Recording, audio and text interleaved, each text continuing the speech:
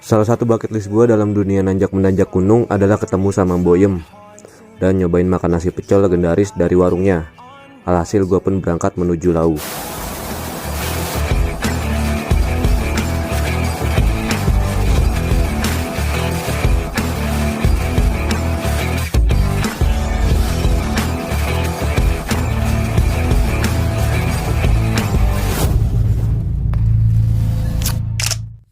Masih di era new normal, dimana perjalanan kali ini gua, Siti, Ferry, Panji, dan Mbak Farah tergolong nekat sih. Gimana enggak, saat transportasi untuk keluar kota dan provinsi masih sulit begini, kita malah nekat mau nanjak Lau.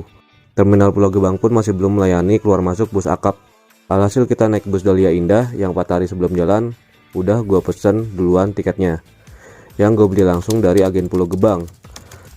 PO Bus yang gak terlalu terkenal ini sebenarnya buat gua agak kurang yakin dengan pelayanannya.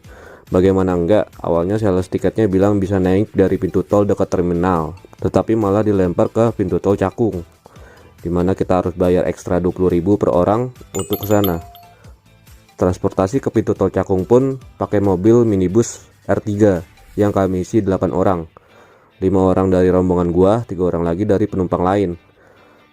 Apalagi kita berlima bawa carrier yang lumayan gede. Kebayangkan, jadilah tuh kita pelan-pelan di R3. Perjalanan memang gak lama, cuma sekitar 15 menit. Cuma bete cuy, kita dikerjain sama PO bus ini. Alhasil kita nikmatin aja perjalanan 11 jam naik bus ini. Sempat berhenti untuk makan pop mie di rumah makan. Setelahnya perjalanan dilanjut. Sumpah nih bus ngaret banget, karena kerjaannya keluar masuk tol. Setelah turun bus di SPBU Pabelan, kita sewa mobil untuk ke base camp. Kita sewa mobil ini untuk kita PP ke base camp Cemoro Kandang dan pulang lagi dari base camp ke SPBU Pabelan. Mobil ini kita kontak 2 hari sebelum jalan, dan alhasil kita ambil simpelnya aja bro. Soalnya kita agak bingung untuk akses ke base campnya naik apa. Perjalanan memakan waktu sekitar 2 jam kurang, tapi sebelum sampai kita bisa diturunin sebentar di pasar. Karena kita belum beli logistik, kita beli perbekalan untuk 3 hari 2 malam. Karena rencananya kita nggak mau buru-buru di Lau, biar bisa lebih menikmati. Perjalanan dilanjut, setelahnya pemandangan sekitar jalan mulai sedap dipandang mata.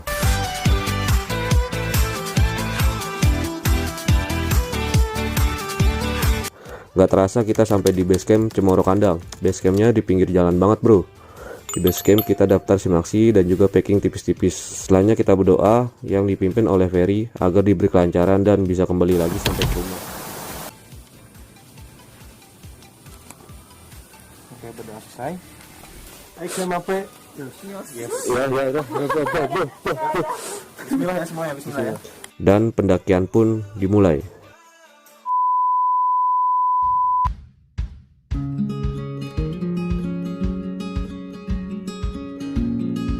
Kita lagi jalan dari base camp menuju pos 1. Semoga aja diberi kelancaran, amin. Suasana sih enak nih, sahdu, tenang. Sudah Sunyi, senyap, terus damai, tentram, hutannya juga lebat, ya nggak mbak? adem. Adem cuy. Jalur dari base camp menuju pos 1 ini masih hutan yang sangat teduh, dengan trek yang nyaman di kaki alias landai abis, dan banyak bonus ya bro.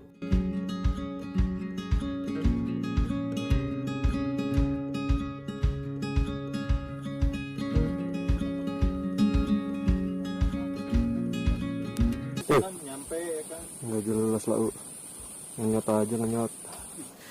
Motor lu gua tabrak juga hancur. Anjir.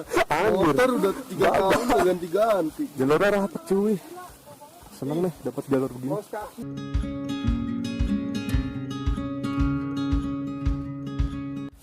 Jalur base camp menuju pos 1. Jalurnya udah cukup rapet. Mantep cuy. Jolong aja. Masih kenyang gua. Bagus lah. Lihat perut gua nih. Masa masih usup? Enggak lah. Trek tanah yang enak untuk diinjak, karena kala itu tanahnya gak kering dan juga gak terlalu basah. Jadi lumayanlah buat kita menikmati trek awal ini.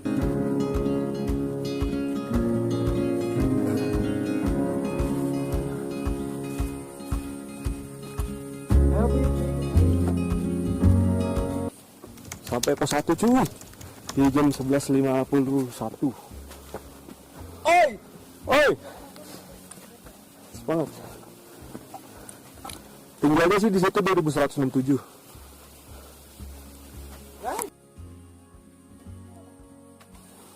Ada kayak semacam shelter, tapi nggak ada yang jualan. Dan ini ada bekas ini mungkin baru berapa menit yang lalu. Iya sih kelihatan. Masih di jalur pos 1 menuju pos 2. Jalurnya pohon-pohon rapet. Lumayan sih gak begitu terjal, masih standar. Apa cuy? Gua namanya mantap. Apa begitu-gitu? Nggak jelas. Kayak TikTok lah.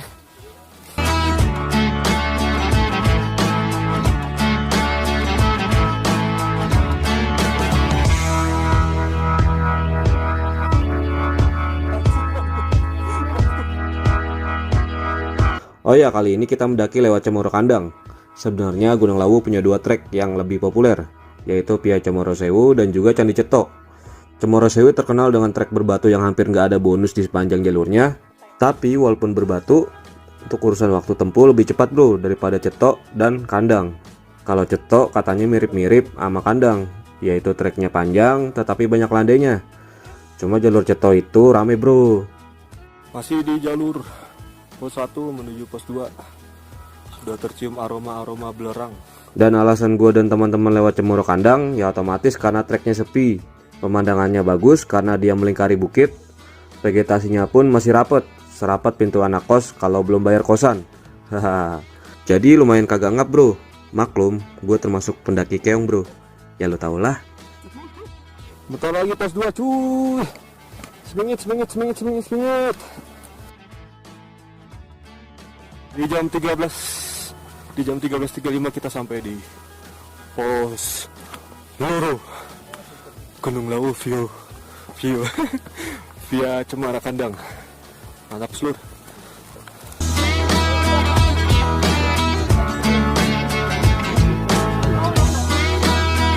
Pos 2 Taman Sari Atas.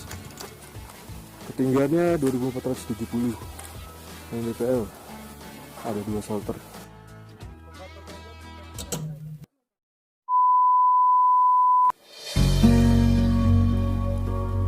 Dari pos 2 mencoba melihat kawah. Katanya sih ada deket di belakang pos 2. Gue sempat penasaran sih, tadi bau belerang dari mana? Apa karena si Peri yang ketut mulu? Apa mulut gua yang deket hidung? Ternyata setelah sampai pos 2, terdapat jalur yang mengarah ke kawah yang bernama Chandra di Muka. Jalurnya menyimpang ke kanan dari jalur menuju pos 3. Karena gua penasaran, jadinya gua kesana sama Mbak Farah. Jalan menuju kawahnya tipis dan terjal cuy. Jadi kita harus hati-hati, jangan sampai jatuh, karena bawahnya langsung jurang. Nampak dari kejauhan kawah yang mengeluarkan asap belerang. Gua dan Mbak Farah memutuskan untuk nggak ngelanjutin ke bawah, karena lumayan terjal dan jauh. Nanti tambah ngaret nyampe tempat campnya. Habis dari kawah cuy. Nama kawahnya apa sih? Chandra di Muka. Lah, itu apa mas? Kopi. Wah, mantap nih. Setelah sampai di pos 2, kita lanjut lagi menuju pos 3. Kali ini jalan lumayan ekstrim. Terjal sih enggak, cuma kita melingkari gunung bro, yang otomatis sebelah kiri kita langsung jurang bro. Gue saranin kalau lewat sini kudu hati-hati, jangan sampai meleng ya, bahaya.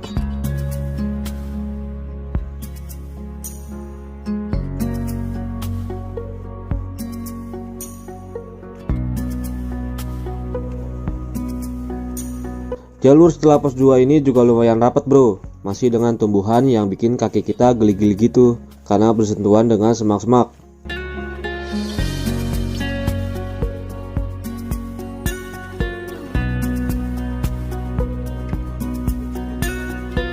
Masih di trek pos 2 menuju pos 3.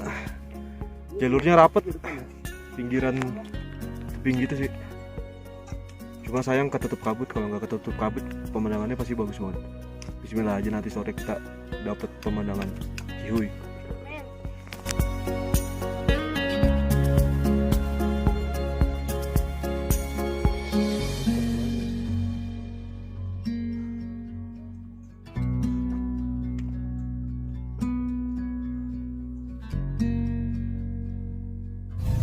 Ada pos bayangan. Terdapat pos bayangan di antara jalur menuju pos 3, yang terdapat satu shelter di sebelah kanan jalur. Kita sempatkan istirahat sebentar di pos bayangan ini. Selanjutnya kita lanjut lagi. Jalur setelah pos bayangan menurut gue cukup unik karena jalurnya selalu terbagi dua cabang, yaitu ada jalur cepat tapi lumayan miring dan terjal, atau jalur lambat yang berarti jalannya sedikit memutar tapi landai. Kalau yang kuat silakan bisa lewat jalur cepat, karena gue pendaki keong jadi pilih jalur lambat aja deh. Biasa biar nyaman di kaki walaupun muter, tapi tetap nanti juga nyatu, ketemu juga sama yang jalur cepatnya. Tapi sesekali nyobain jalur cepat juga bro, maklum ini takutnya kita keburu gelap sampai tempat camp. Tapi resikonya yaitu ngap. Jalur dari pos bayangan menuju pos 3 ini sumpah juara banget kalau masalah view. Pemandangan Samudra Awan sesekali menggoda kita untuk berhenti menikmati indahnya suguhan yang dikasih Gunung Lawu.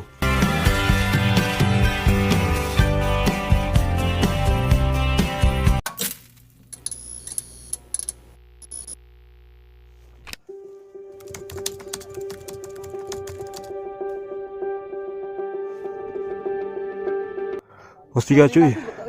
Akhirnya jam setengah 6 sore kita sampai di pos 3. Sampai sini kita langsung diriin tenda dan juga langsung memasak logistik yang kita bawa.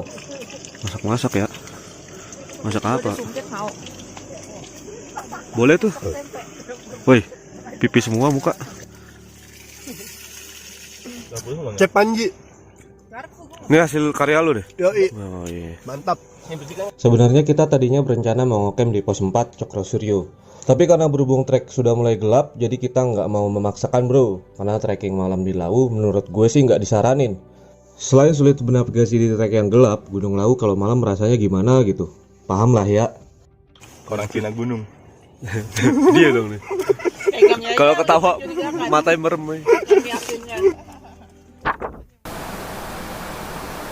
Ada yang angin cuy. Kita mau berangkat buat sapit. Gua samit di pagi hari ini.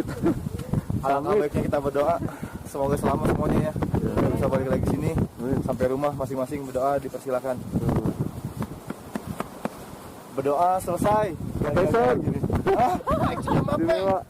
XMAP. Ya udah XMAP. Yeay. Setelah Ferry selesai memimpin doa, kita lanjutkan berjalan lagi. Ya, pagi ini kita summit menuju puncak Lawu dan menuju warungnya Mbok Yem. Jalur menuju pos 4 mirip-mirip dengan jalur dari pos bayangan ke pos 3 kemarin sore. Masih melingkari gunung dengan pemandangan yang aduhai. Jalurnya juga selalu terbagi dua, jalur cepat yang terjal dan miring, atau jalur lambat yang agak melingkar tapi landai. Tapi tetap nanti jalurnya menyatu kembali.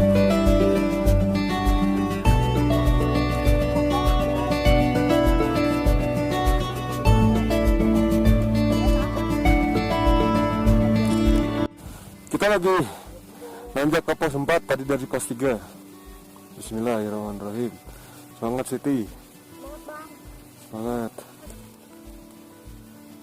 Tanpa kejauhan ada Merapi, Merbabu, Sindoro, Sumbing. Sumpah keren banget cuy.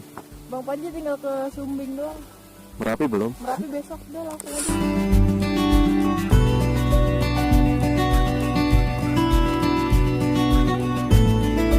Bentar lagi sampai di pos 4. Berangkat tadi jam 8. Sampai sini jam 9.30. 1,5 jam lah. Jadi itu jalurnya kalau dibilang terjal ya lumayan. Kalau dibilang nggak terjal juga dia punya jalan pintasnya sih.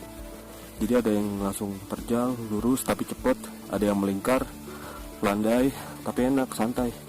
Tinggal pilih dah tuh jalurnya mau pilih yang mana. Mana yang cocok buat Bengkul? Bengkul kaum rebahan. Aduh. Lelah. Terus lagi sampai pos 4 cuy. Inilah kaum rebahan yang menaklukkan Lawu. Sampai di pos 4 Cokro Suryo. Luas juga sih kalau buat tempat ngecamp tuh.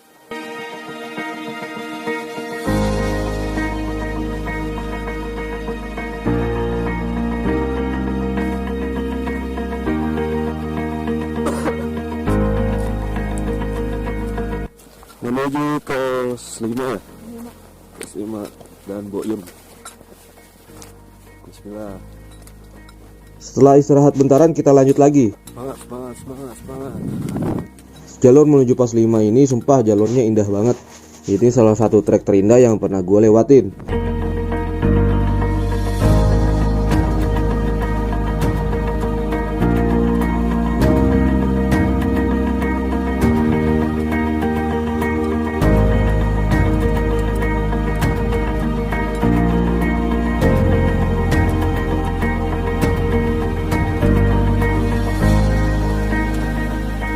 Jalur yang landai di punggungan Lauh ini benar-benar manjain mata. Terkadang menurun, terkadang menanjak. Terlihat juga lautan awan di balik punggungan. Sumpah gue menikmati banget perjalanan Gunung Lauh via Cemoro Kandang ini. Nyaman di kaki banget. Karena banyak bonusnya bro, alias landai abis.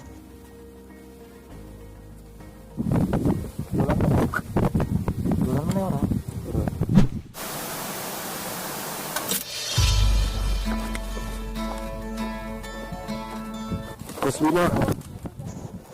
Sampai di pos 5 kita istirahat dulu bareng 3 orang pendaki. 2 dari Purworejo, 1 lagi dari Surabaya. Namanya Mas Aan, Mas Bagus, dan temannya Mas Bagus. Gak kuat. Kuat. Payah emang jompo. Capek. Yem, I love you.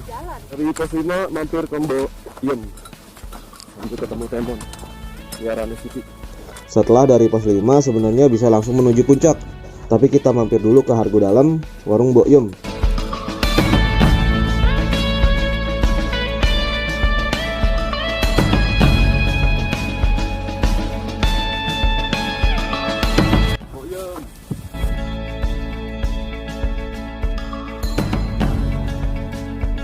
Dan penantian gue buat ketemu Mbok Yem akhirnya tercapai.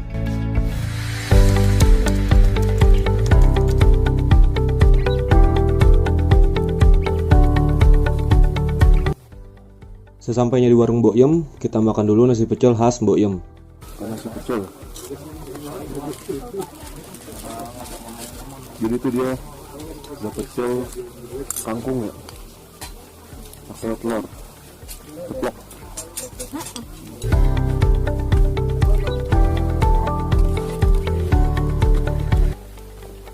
Samit dari tempat Mbok Yem. Sehabis makan kita samit menuju puncak Hargo Dumilah. Trek menuju puncak cukup menanjak dan lumayan terjal. Dan tanahnya berpasir, licin.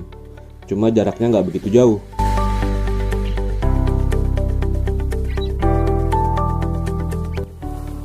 Semangat nih.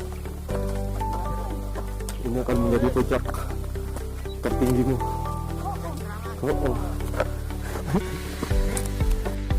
Seorang Siti, kaum rebahan.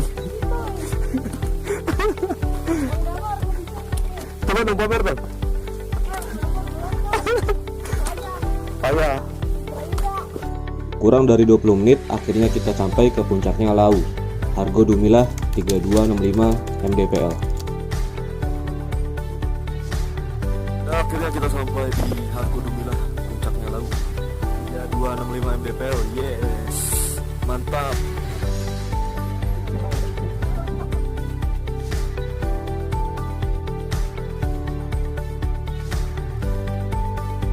Puncak tertinggi di Jakbuana dan puncak tertinggi oleh Siti. Katanya Damar kalah tinggi puncaknya. Payah Damar kita, Nabil sama Irfan. Kalah tinggi tidak? Oh, Puncaknya gimana nih? Acur banget. Cakep guys. Lu harus coba semuanya. Wah, jadi ambil teman gitu. Duit gocap dikasih. Ambil teman tahu duit. Gimana gocap hilang ya. Kalau malam nanti nyampe sini ya. Tinggal pulangnya doang, insya Allah selamat ya. Kamu aja sih. Ini ayo foto-foto lah. Nyampe puncak ke berapa kalinya nih? 3. Ini cuaca lagi bagus nih. Awannya lagi cool banget. Cuacanya lagi oke banget. Cerah. Sampai puncak nih? Wah, sempat deg-degan, langsung sempat hilang tadi. Hari ke sana balik turun lagi. Saya mau ngancam. Tapi seneng ya udah. Ya, nggak taunya dia ada di bawah sana udah. Waduh. Nyari udah. Pusing, panik. Rame-rame yuk. Mas, kita putar rame-rame yuk. Ayo.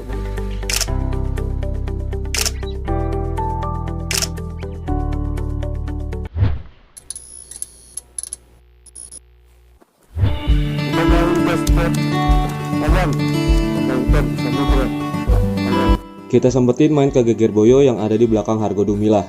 By the way, ini tempat ditemukannya almarhum Andi Sulistiawan. Kita kesini 1 hari setelah kejadian. Kita panjatkan doa agar almarhum diterima amal baiknya. Amin. By the way, Geger Boyo ini keren banget. Pemandangannya langsung lautan awan yang nice abis bro.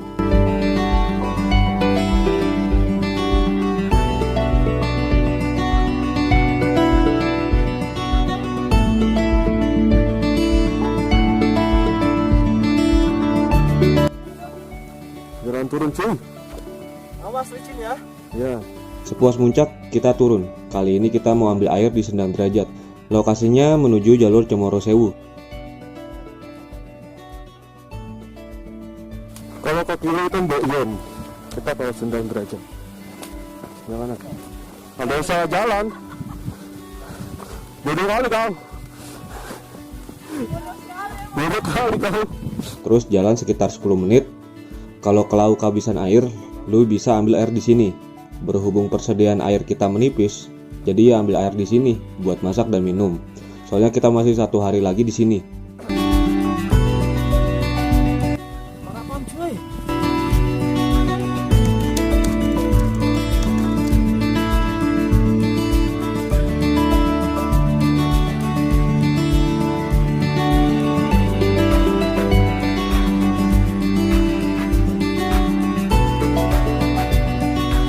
Setelahnya kita langsung gaspol menuju pos 5 arah Cemoro Kandang, melewati tempat Mbok Yem lagi. Cukup jalan santai karena jalurnya masih landai habis.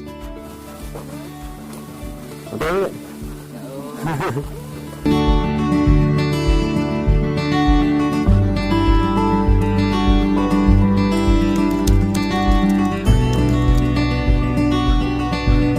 Kita menuju pos 5 via Cemoro Kandang.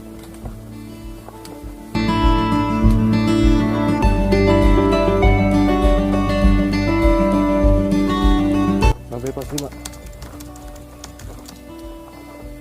Lanjut menuju pos 4 Cokrosuryo. Lanjut menuju pos 4 Cokrosuryo dengan jalur yang masih nyaman di kaki dan juga pemandangan lautan awan yang bagus banget.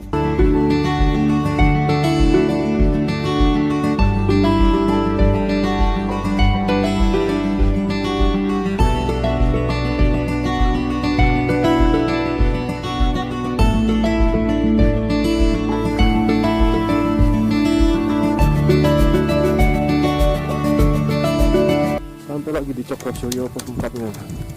Gunung Lawu via Cemoro Kandang. Istirahat sebentar di pos 4, kita lanjut gas lagi ke pos 3. Sumpah gue ngerasa pas naik jalurnya jauh banget.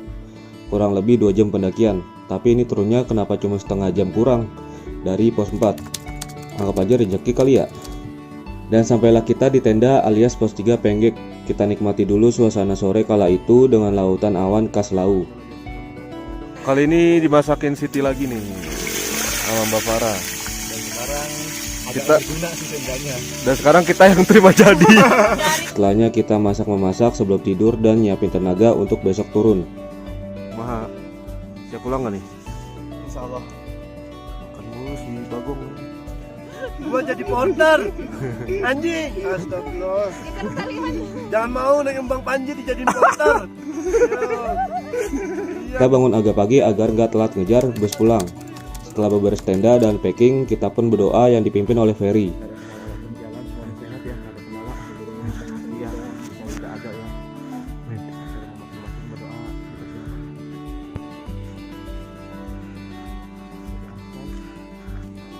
Tim Spelang. Setelahnya langsung cus turun. Di antara pos 3 dan pos Bayangan kita bertemu lagi dengan Mas Bagus, temannya Mas Bagus dan Mas Aan. Kita pamit duluan. Pos 3 menuju pos 2. Tadi udah sempat lewat pos Bayangan. Ntar lagi kayaknya pos 2. Jalannya udah mulai landai. Sampai di pos 2, alhamdulillah ya Allah. Cepet ya? Mantap.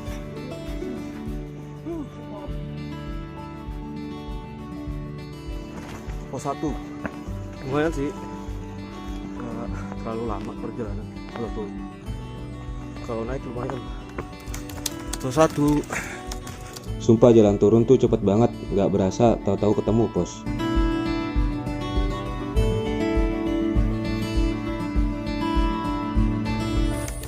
Base camp. Cemoro Kandang.